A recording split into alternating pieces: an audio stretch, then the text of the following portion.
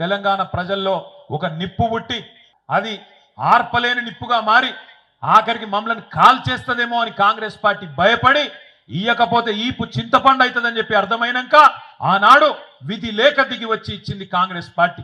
ఇది వాస్తవం. ఆనాడు ఉద్యమంలో అడ్రస్ లేనోడు మాట్లాడుతున్నాడు ఇవాళ. ఆనాడు తెలంగాణ ఉద్యమంలో మన మీదకి తుపాకీ తీసుకొచ్చినోడు ఇవాళ మాట్లాడుతున్నాడు.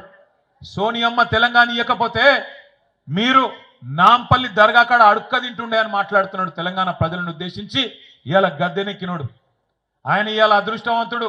అధికారం ఆయనకు ఉండొచ్చు, అధికారం నీకుండొచ్చు, కానీ తెలంగాణ ప్రజల అభిమానం ఖచ్చితంగా కేసీఆర్ కు ఈ గులాబీ జెండాకే ఉన్నది. ఇది అక్షర సత్యం. నువ్వు ఇవాళ అరిచేతుల వైకుంఠం చూపెట్టి 6 గ్యారెంటీలు అని చెప్పి 420 హామీలు ఇచ్చి దొంగ మాటలు నంగనాచి కబుర్లు చెప్పి ఇవాళ నువ్వు గెలవచ్చు.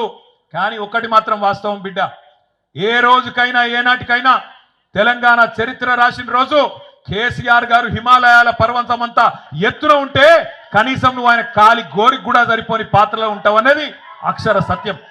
ఇలా ఏ ఊరికన్నా పోదాం, ఏ ఊరికన్నా పోదాం, ఏ తాండ కన్నా పోదాం, ఏ బస్తీ కన్నా పోదాం, ప్రజలు ఏమనుకుంటున్నారో నీ సంవత్సరం పాలన గురించి ఒకసారి తెలుసుకో దమ్ముంటే నేను అడుగుతా ఉన్నా.